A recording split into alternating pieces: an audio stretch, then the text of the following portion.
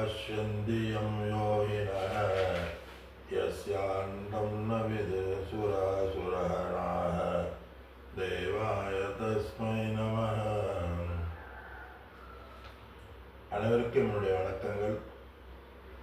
ராமானந்த மகாராஜுக்கு ஒரு நமஸ்காரம். பகவத்கீதையுடைய 7வது அத்தியாயத்தை நாம் நிறைவு செய்ய இருக்கின்றோம். நிறைவிற்கு வந்துவிட்டோம். இந்த அத்தியாயத்தில் பகவான் இறுதியாக கூறிய கருத்து, நான் வருவதையும் போவதையும் முக்காலத்தையும் அறிவேன், ஆனால் என்னை யாரும் இவ்விதமாக அறிவதில்லை என்று பகவான் கூறினார்.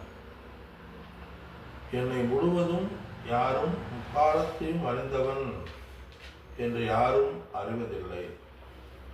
காரணம், என்னுடைய உண்மை சொரூபத்தை யாரும் அறிவதில்லை என்று பகவான் இதில் கூறி, காரணம் விருப்பு வெறுப்புக்கள் எவர்களுடைய மனமானது, அதாவது என்னை யாரும் முழுவதுமாக அறிவதில்லை என்கிறார். ஏன்? யோக மாயையா, யோக மாயையினால் நான் மறைக்கப்பட்டு இருக்கின்றேன்.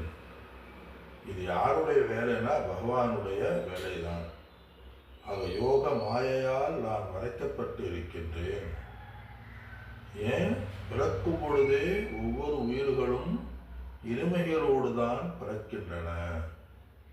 இருமைகள்னா என்ன? இரட்டைகள். இரட்டைகள் என்ன? விருப்பு வெறுப்பு லாபம் முதலியவைகள். அதான் பகவான் அதில் சொல்றார், இத்தாத்வேஷ சமுத்தேன தொந்தமோகேன பாரத அப்படிங்கிறார். இருமைகள். இந்த இடத்துல இச்சாத்வேஷ சமுத்தேன, ஏ பாரத, ஏ பரந்தவ, ஏ அர்ஜுனா, ஒவ்வொரு உயிரும் விருப்பு வெறுப்புகளுடைய சங்கல்பத்தோடு தான் பிறக்கின்றது. அந்த விருப்பு வெறுப்புகள் எப்படி தோன்றுகின்றன? பழைய சம்ஸ்காரத்தின் விளைவாக எல்லா உயிர்களும் விருப்பு வெறுப்போடு தான் பிறக்கின்ற பொழுதே சகல பூதமும் பகவானுடைய உண்மையை அதற்கு உண்மையை அறிவதற்கு அதற்கு தடையாக உள்ளன. பகவானுடைய உண்மை என்ன? பகவானை வணங்குவதற்கு. எந்த உண்மை? ஆத்ம ஞான பக்திங்கிறார். ஆத்மாவை அறிகின்ற பக்தியிலே பகவான் சொல்றார். ஆக இந்த இடத்துல பக்திங்கிறது வேற, ஆத்ம ஞான பக்திங்கிறது வேற. இப்போ எந்த பக்தி? ஜிக்ஞாசு ஞான பக்தி, ஞான பக்தி, ஞானி பக்தி அப்படிங்கிறார். இறைவனை என்னை அடைய வேண்டும், என்னை உணர வேண்டும் என்று சர்வபூதானை என்ற அறிவை எல்லா பூதங்களிலும் மோகத்தை சர்கேயாந்தி பிறக்கும் பொழுதே என்னை பற்றிய அறிவுடன் அவர்கள் விருப்பு வெறுப்புகளுடன் இருந்து அதிலேயே அவர்கள் மூழ்கி இருக்கிறார்கள். தொந்த மோகம் விடுகிறார். எல்லா பிராணிகளும், அதாவது இந்த இடத்துல எல்லா பிராணிகளும் குழப்பத்துடன் மோகத்துடன் தான் பிறக்கின்றன. அதனால எல்லாருமே குழப்பமா இருக்காங்க அப்படின்னா நம்ம அதை சொல்ல தேவையில்லை. ஏன்னா அது இறைவனுடைய லீலைகள், இறைவனுடைய படைப்பே அப்படித்தான். எல்லா பிராணிகளும் மோகத்தோடு தான் பிறக்கும். அப்போ மோகத்திலிருந்து விடுதலை அடைவதற்கு என்ன செய்யணும்? பகவான் அடுத்து சொல்றார். மோகத்திலிருந்து விடுதலை அடைய வேண்டும் என்றாலும் அல்லது தெளிவுடன் இருக்க வேண்டும் என்றாலும், ஏன்னா சாஸ்திர ஞானதான் நமக்கு ரொம்ப முக்கியம். இறைவனை அறியும், தன்னை அறியும் ஞானியை பற்றி கூறிய பகவான், ஒவ்வொருவரும் தன்னை அறிகின்ற அறிவை பிறக்கும் பொழுதே அவர்கள் விருப்பு வெறுப்புடன் இரட்டைகளுடன் தான் மறைத்து பிறத்திருக்கின்றார்கள். அதற்கு என்ன தடை? விருப்பு கதையை இன்னும் பகவானத்தில் சொல்றார். அதற்கு என்ன செய்யணும்? புண்ணியவான்கள், புண்ணியத்தை தேடியவர்கள் விருப்பு வெறுப்புக்கள் தான் தடைன்னு சொன்னா, அப்போ எதுக்கு நம்ம சாஸ்திரம் படிக்கணும்? எதுக்கு நம்ம பிறக்கும் பொழுதே தடை இருக்கு? அப்போ எதுக்கு நம்ம மாற்று அமைக்கணும் அப்படின்னு சொல்றாங்க. இப்போ நட்சத்திரத்தில் இந்த நட்சத்திரத்தில் இந்த இதில் பிறந்தா இந்த இதில் வாழ்க்கை எப்படி இருக்கும் அப்படின்னு, அப்போ எதுக்கு நான் சாமி கும்பிடணும்? அப்போ எதுக்கு நம்ம நல்லது செய்யணுங்கிற கேள்வி வரும். இப்போ எதுக்கு நான் பிரயத்தனை பண்ணணும் அப்படின்னு சொன்னால், இந்த இடத்துல விருப்பு வெறுப்புகளோடு மனிதர்கள் பிறந்தாலும் ஆனால் அதை நீக்குவதற்கு ஒவ்வொரு மனிதர்களுக்கும் ஆற்றல், சக்தியானது இருக்கின்றது. என்ன சக்தி? அவர்கள் கர்ம யோகத்தை செய்து, நல் வினைகளை செய்து, இறை வழிபாடு செய்து, அந்த தொந்த தடையை நீக்கி மனதிலே பக்குவத்தை பெற்று அவர்கள் ஞானத்தை அடைகிறார்கள். திருடவிரதாக நம்ம பார்த்தோம். திருடவிரதா என்னன்னா லட்சியத்தில் உறுதி, மற்ற விஷயங்களை விட்டுவிட்டு எடுத்துக்கொண்ட லட்சியத்திலேயே அவர்கள் விரதம் இருந்தால், அதிலேயே முயற்சிகளை செய்தால் அவர்கள் விடுதலை அடைகிறார்கள். புண்ணிய ஜனங்கள், எந்த புண்ணிய ஜனங்களுக்கு பாவமானது சென்று விட்டதோ அவர்கள் மோகத்திலிருந்து விடுதலை அடைகிறார்கள். புண்ணிய கர்மத்தால் நல் வினைகளுடைய எந்த ஜனங்களுக்கு பாவமானது போய்விடுகின்றதோ அந்த ஜனங்கள் இந்த மோகத்திலிருந்து விடுதலை அடைகிறார்கள். எந்த பாவம்? பாவம்னா என்னது?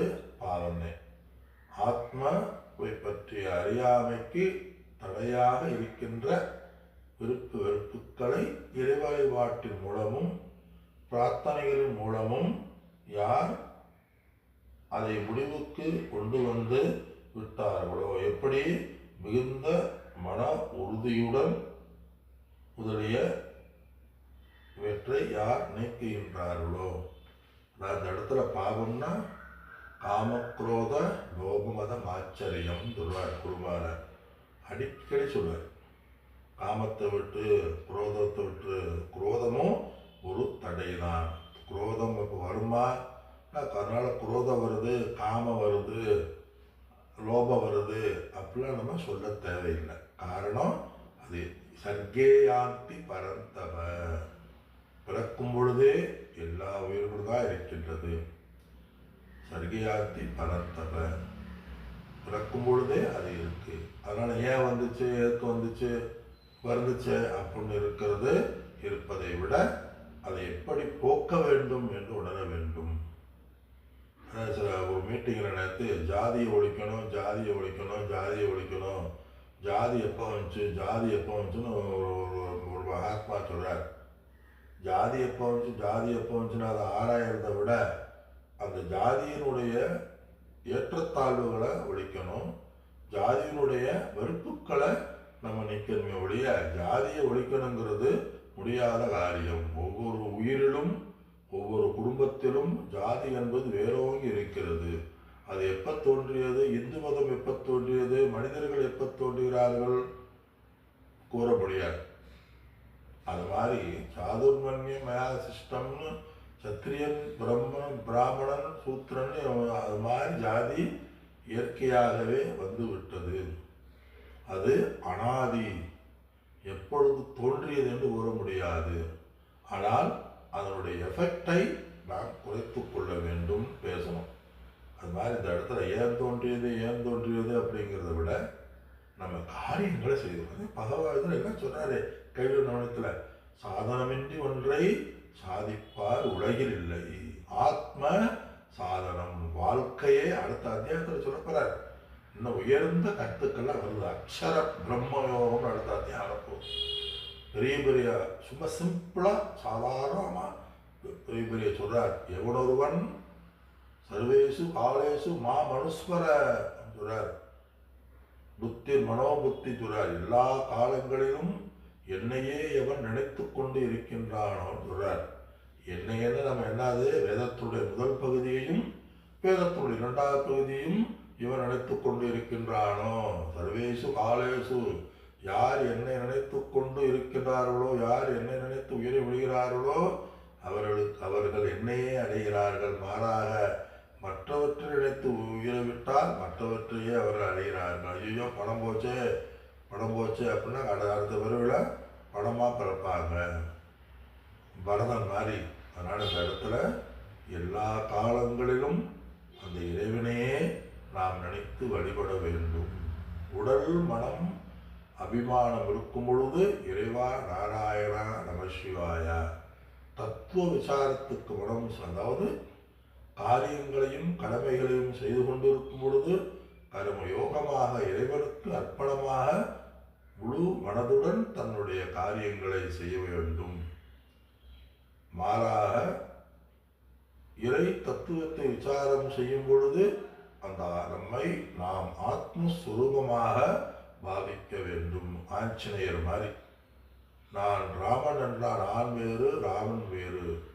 ஆனால் இந்த உடலையும் மனதையும் எடுத்து விட்டால் நானே ராமன் அப்படின்னு சொல்றார். தன்னுடைய இதயத்தை பிளந்து காட்டினார். அது இந்த இடத்துல சொல்றார். 28வது ஸ்லோகம் இறைவனை அறியும் ஞானியை பற்றி கூறுகின்றார். அந்த பாவத்தை நாம் எப்படி போக்குவது? 28வது ஸ்லோகம் ஏசான் துந்தகதம் பாபம் ஏசான் து அந்தகதம் பாபம் ஜனானா புண்ணிய கர்மணா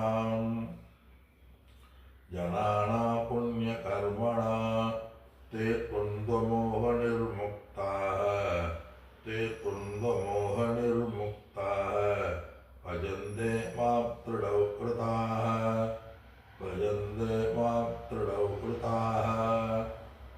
இதனுடைய பொருள் இந்த ஸ்லோகத்தில் நல்வினைகளை செய்து எவருடைய மனமானது பாவத்துக்கு போய்விடுகின்ற பாவத்தை நீக்கிவிட்டதோ அவர்கள் இந்த இரட்டைகளிலிருந்து அவர்கள் விடுதலை அடைகிறார்கள். மாம் திருடவிரதா, என்னை திருடமாக பிடித்து கொண்டு என்னையே வழிபட்டு கொண்டு என்னையே லட்சியமாக கொண்டு வேறு விதத்தை முடித்துவிட்டு என்னையே அவர்கள் தொழுகிறார்களோ, என்னை யார் வசிக்கிறார்கள். பஜந்தே மாம் திருடவிரதாக, திருடமான விரதத்தை, கடைசியில் இருக்கு, திருடமான விரதத்தை உடையவர்கள் என்னை யார் பசிக்கிறார்களோ, யார் தொழுகிறார்களோ, யார் வழிபடுகிறார்களோ தே அவர்கள் துன்ப மோக நிர்முக்தாக, துன்ப மோகம் மறைக்கப்பட்ட மோகத்தில் இருந்தவர்கள் விடுதலை அடைகிறார்கள். ஏசாம் து அந்தகதம் பாபம், மாறாக புண்ணிய கர்மனா புண்ணியம் செய்துள்ள ஜனங்களுடைய பாபமானது அந்தகதம் முடிவை அடைந்து விட்டதோ. புண்ணியம் செய்துள்ள எந்த ஜனங்களுடைய பாவம் முடிவை அடைந்து விட்டதோ. இந்த இடத்துல ஏசாம எந்த ஜனங்களுடைய பாவம் முடிவை அடைந்து விட்டதோ அவர்கள் உறுதியான ஈடுபாட்டுடன் யார் என்னை வழிபடுகிறார்களோ, என்னை வசிக்கிறார்களோ அவர்களுக்கு தொந்த மோகமானது சென்று விட்டதுங்கிறார். இந்த மோகங்கிறது என்ன? புத்தி. புத்தி இந்த சிந்தனை செய்யக்கூடிய விவேக வைராக்கியத்தை அடைந்த புத்திங்கிறார். அதாவது கர்மத்தை செய்து அந்த கரண சுத்தியை அடைந்தவர்கள். அந்த கரண சுத்திங்கிறது தினசரி எரிவு சங்கரர் சொல்றார். புண்ணிய கர்மனான்னா இந்த இடத்துல என்ன அர்த்தம்? தினசரி இறை வழிபாடு செய்தல், தர்மத்திலிருந்து பிறவாமல் தர்மத்தை பின்பற்றுதல், தார்மீகமான வாழ்க்கை வாழுதல், இவையெல்லாம் இருந்தால் அவர்கள் பாவத்திலிருந்து விடுதலை அடைகிறார்கள்.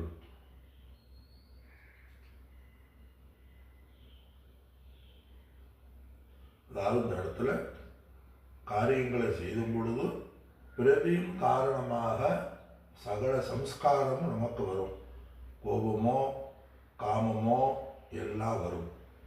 ஆனால் யாருடைய மனமானது இறை வழிபாட்டில் இருக்கின்றதோ, விரத சமதமம் முதலியவற்றோடு இருக்கிறார்களோ, அவர்களுடைய மனமானது வெளிவராமல் அதை காத்து கொள்ளும். கோபம் வரும், ஆனால் கோபப்படமாட்டார்கள். இந்த இடத்துல நம்ம முக்கியமான பாயிண்ட். அதனால் அந்த இடத்துல ஒரு நற்செயல்களை செய்ய செய்ய மேலும் மேலும் நாம் நற்செயல்களை செய்ய தூண்டுமா? ஒரு தீய பாவம் செய்ய செய்ய மேலும் மேலும் அவர்களை பாவத்தை செய்ய தூண்டும்.